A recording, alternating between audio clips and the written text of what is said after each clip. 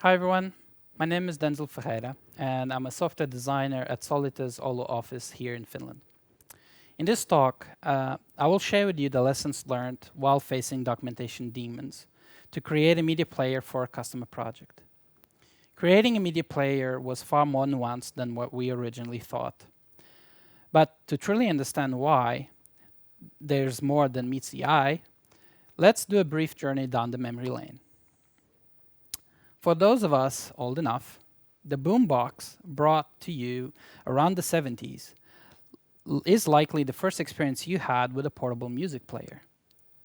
As a battery-powered device, you could tune in to your favorite radio stations and sneak and record your favorite songs directly into a tape, and it would enable you to take your favorite jams to any party you would go to. Since then, we had roughly 40 years of industry innovation to bring music with us. Products came and went, but I'm sure many of you have had at least one of these. Today, most of us use our smartphones to tune into podcasts, stream video, play games, listen to music, phone calls, messages, social media, and much more. And that's where the challenges begin. Your music player no longer is used just for that. That's not necessarily a bad thing, though. We share moments and we have information access like never before. We record, we play, we share, we communicate. So our first challenge is going to be attention. So if we think about a media player architecture, it could look like this. So let's start with attention. So these are the sources of immediate disruption to the experience of music listening. A phone call, a message, a notification, an alarm. We just can't ignore them. So we need to act to them when they happen. And so these can be either we lower the volume of your media player or we pause the music that you're listening to in order to react to them. Another challenge is the context in which you're in when you listen to the music. So if you're at home, you might want to stream to other speakers and not have to listen to your music from your phone's speakers. And if you're outdoors, you may want to have your phone in your pocket and listen to the music or what you're listening to in your headphones, whether they are wired or wireless. And let's say that you're shy, and if you're surrounded by others, you may want to pretend, for example, that you are in a phone call and you want the music to come or the sound that you're listening into like as if you had a phone call. So all of these taken into account, they affect the player. So if we break the architecture into two, external factors to the player and player requirements, one thing that we can do is if attention is required, we can lower the volume or pause the media playback. If needed, we allow the media playback on external devices, so speakers, headphones, Chromecasts, or the earpiece on your phone so that you can pretend you're having a phone call. We should be able to allow playback control. So people are busy. We might not be able to listen to the whole audio stream or to the whole content in one go. So supporting resume is something that is also necessary. And then we also have limitations of storage in your device. So media library retrieval, local or remote, is also a must. So in terms of implementation on Android, a media library will contain several media item objects. And these are provided by Android's APIs. And these can either be abstracted as a remote source or a local source. And then another component is called the Media Browser Service Compat. That's a mouthful. Try to say that 10 times. This Media Browser Service Compat contains a media player for playback control, and a media session for sharing a listening session to the OS and to external devices. So this means that you can actually use this media session to control what you're listening to from other devices, so you can adjust the volume, or from the OS, from a notification, for example.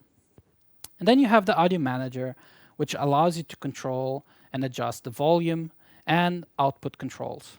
So selecting where you want the audio to be sent to. A media item is what will be played. So this is usually stored on a database, and this can be locally on the phone or on the server. The media URI is called a universal resource identifier of the data that will be played. This can be a URL or a file. The title and the description will be visible on the playback notification and also on the player, on the media player, that is provided by Android also. The duration will allow us to say to the operating system how long the media is going to be, and also for us to know when did we reach the end of the track and maybe skip to the next one. An icon is an image that will automatically appear as a thumbnail of the media being played. This can be the album art or the artist photo, for example. And then if you want to support resume, so you don't have to start over every time you play something, we need to have a start position. And this gives you support for resuming. The media session component controls the media player service and audio manager. And so this allows external control from the notification bar and other media players, including external speakers, for example. The media player is a state machine, and we need to be extremely careful not to hit illegal states. The documentation shows you something like this. Yeah, doesn't look pretty. It's a headache. To simplify this, I came up with a list of rules that I followed in order to make sure that I didn't hit any of these illegal states. Always reset when you boot. Prepare before you play. Set data source. Set audio output. Once you hit play, you may pause, start, or seek. But do not stop unless you want to prepare again. So if you have these in mind, you will not hit one of those illegal states. So let me go to a demo now, and I will show you how the player works and how we implemented this in Android Studio.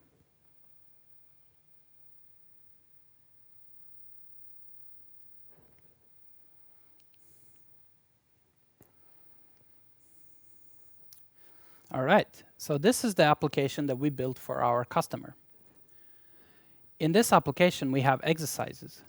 These exercises are organized by categories, and they have a nice cover, album cover, and you can download them, and you can select an existing media player, media.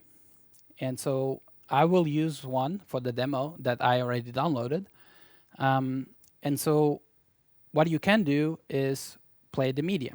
Right now, I'm actually connected to an external speaker so that you can listen better to the demo. So I will just play the beginning of the exercise, and then I will talk through what we can do with the interface of this application. Breathing while self-embracing exercise. Welcome to the breathing while self-embracing exercise. Actually, I forgot that I'm not connected yet to the Bluetooth device, but I can do that. So right now, I'm actually using the phone speaker, but I will connect now to the Bluetooth speaker. And I can resume the media playback from the notification of the operating system. You can do this exercise either standing or sitting or lying down. If standing, begin. This notification allows full control of the media playback. I can seek, I can choose the output, I can stop, and I can start over the exercise. One thing that you will notice is that, for example, I just changed the progress to 1 minute and 59 seconds. If I go back to the music player interface, you will see that it matches exactly the same playback progression. This allows me to go away from the app and resume the exercise at a later time from where I was. I can also adjust the volume also from here. Of course, I can also use the buttons of the phone to also do this. So that's a demo of what we did here, and I will show you now Android Studio and how we implemented this.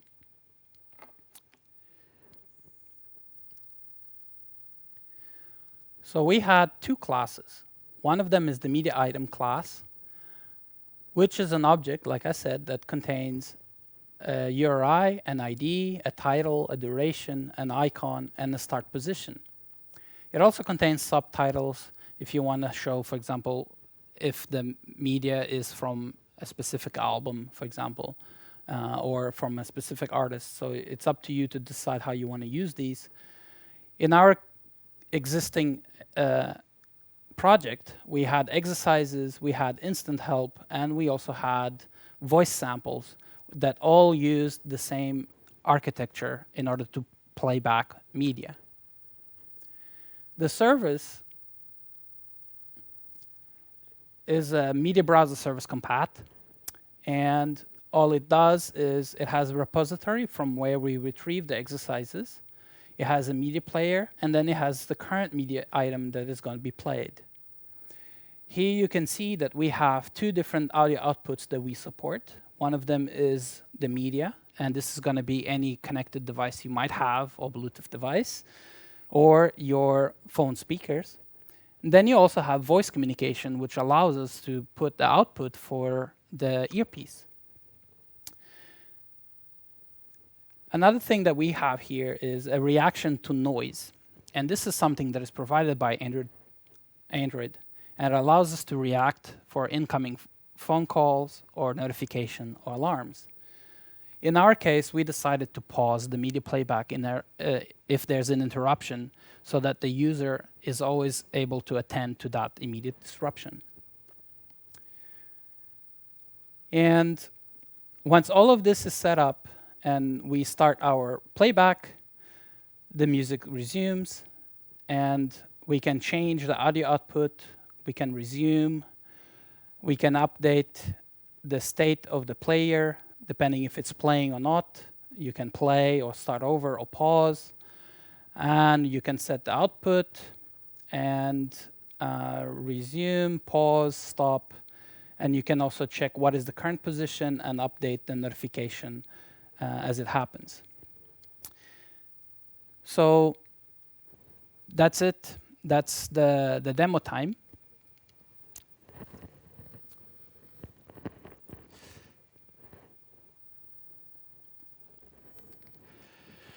So thank you a lot for your attention. I hope you got to see a glimpse of what the exciting stuff we do here at Solita. And it was a fun project to work on, where we brought therapy into someone's pocket on the go. Thank you a lot for your attention.